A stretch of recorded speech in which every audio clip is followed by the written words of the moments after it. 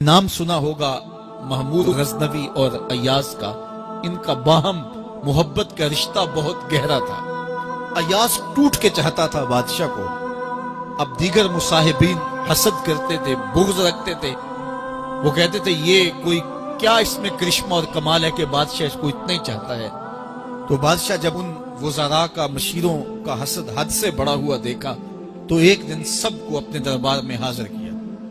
دربار میں ایک تالاب تھا، تو اس میں مٹھی بھر کے موتیوں کی پھینک دی اور ایک ایک وزیر کو کہا کہ یہ موتی نکال کے لاؤ، اور یہ خیال کرنا کہ تمہارا لباس بھی، تمہارا بدن بھی نہیں بھیگنا چاہیے۔ تو سب نے کہا کہ یہ عجیب بات ہے کہ حوض کی تہہ سے موتی نکال کے لائیں اور لباس بھی نہ بھیگے اور بدن بھی نہ بھیگے، یہ تو لازمی ہوگا۔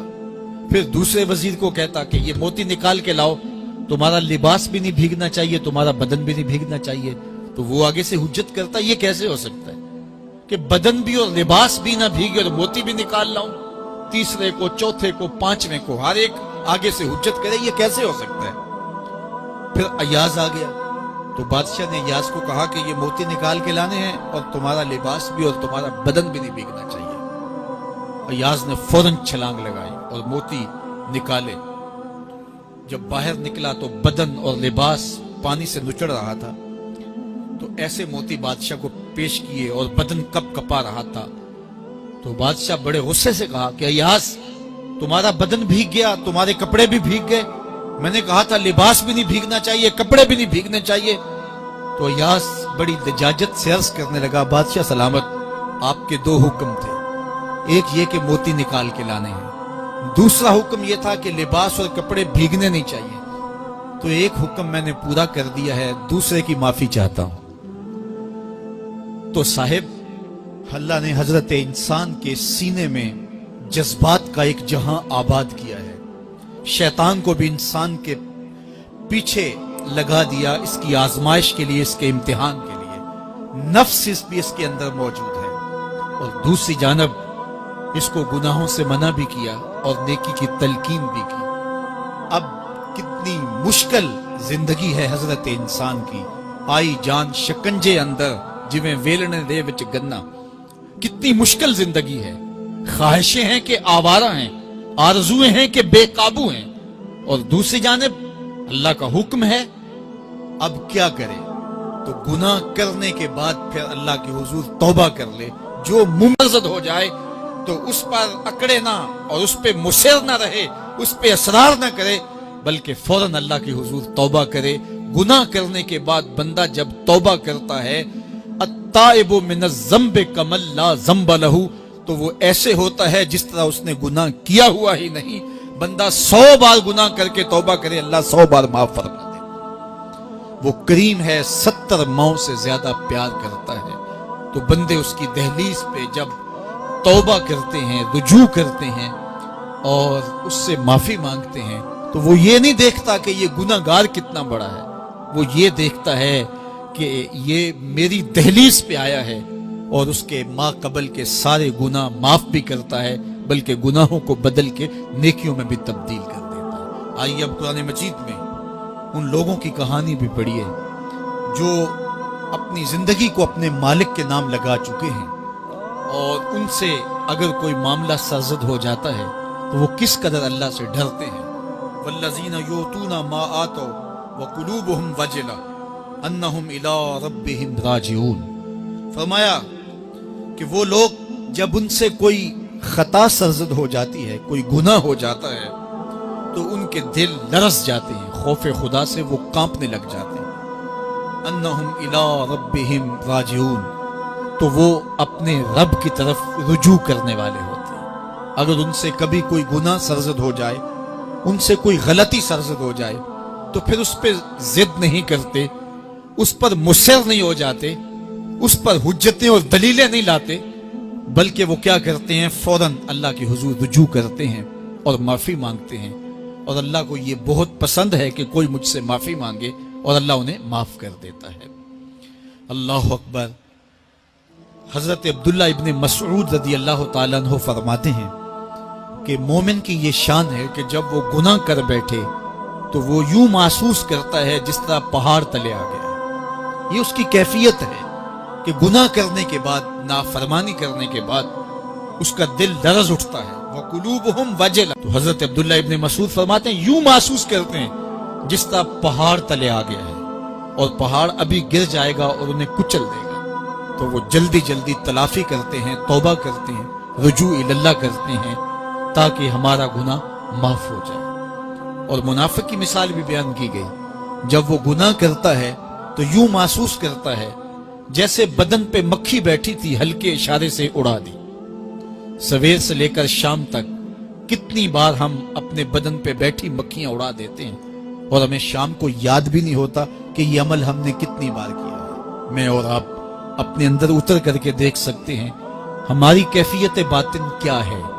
نمازیں چھوڑی، جھوٹ بولا، غیبت کی، چغلی کی، کسی کا دل دکھایا، کسی کو تکلیف دی، گالی گلوچ کیا، سب و شتم کیا، سویر سے شام تک کیا کیا گناہ کیے، کبھی خیال بھٹکے، کبھی سوچیں آوارہ ہوئیں، کبھی نگاہوں نے بدکاریاں کی، کبھی زبان نے جرم کیے، اور شام کو ہمیں یاد بھی نہیں ہوتا کہ آج ہم نے کیا کیا جرائم کیے، آج ہم نے کیا کیا گناہ کیے۔ اگر ہماری یہ کیفیت ہے تو یہ عملی نفاق ہے کہ بدن پہ مکھی بیٹھی اور اڑا دی۔ اور اگر ہماری کیفیت یہ ہے کہ گناہ کے بعد یہ محسوس ہوتا ہے کہ ہم پہاڑ تلے آ گئے ہیں اور اللہ کی ناراضگی ہم نے مول لے لی اور جلدی جلدی توبہ کر کے رجوع کرنے کی جانب بڑھتے ہیں، تو پھر مبارک ہو، نہیں تو مجھے اور آپ کو اپنا محاسبہ کرنا چاہیے۔ ہمارے دلوں پر زنگ چڑھ گئے ہیں اور ہماری کیفیت یہ ہو گئی ہے کہ گناہ کرنے کے بعد بھی ہم ڈٹے رہتے ہیں، جبکہ زندگی اصحاب رسول کی دیکھیے ان سے بھی کبھی کوئی خطا سرزد ہو جاتی تو وہ فوراً اس گناہ کی تلافی کے لیے حضور کی بارگاہ میں حاضر ہو جاتے۔ حضرت ابو لبابہ رضی اللہ تعالیٰ عنہ نے اپنے آپ کو مسجد نبوی ہوا تو پھر حضور کے ہاتھوں سے اپنے آپ کو انہوں نے کھلوایا۔ ایک خاتون حضور کی خدمت میں حاضر ہوئی اور عرض کی یا رسول اللہ صلی اللہ علیہ وسلم، مجھ سے بدکاری سرزد ہو گئی ہے اور میرے پیٹ میں بچہ ہے اور میں چاہتی ہوں کہ آخرت کی سزا کی بجائے دنیا کے اوپر اس کی سزا مجھے دے دی جائے تاکہ میں پاک ہو جاؤں اور صاف ہو جاؤں، کیونکہ آخرت کی سزائیں بہت سخت ہیں۔ اللہ کے محبوب علیہ السلام نے جبریل امین سے ایک دن پوچھا تھا مجھے جہنم کے عذابوں کا ذکر سناؤ، تو عرض کی یا رسول اللہ صلی اللہ علیہ وسلم، سب سے ہلکا عذاب، اخف العذاب، ہلکا ترین عذاب یہ ہے کہ جہنمی کے پاؤں میں آگ کے جوتے رکھے جائیں گے، باقی اس کے پورے بدن پہ آگ نہیں ہوگی، صرف آگ کے جوتے اس کو پہنائے جائیں گے، لیکن اس کی حدت، گرمی اور شدت اتنی ہوگی، یغلی منہما دماغہ، اس کی شدت سے اس کا دماغ پگھل کر ناک اور کانوں کے ذریعے سے باہر آنا شروع ہو جائے گا۔ یہ سب سے ہلکے عذاب کی کیفیت ہے، اور جو عذاب سخت ہیں الیاذ باللہ، اللہ تعالیٰ قرآن مجید میں فرماتا ہے ثم لا يموت فیہا ولا یحیا، اس بڑے عذاب کا ذکر کیا جو جہنمیوں کو دیا جائے گا، فرمایا اس عذاب کی کیفیت یہ ہوگی بندہ نہ جیے گا نہ مرے گا۔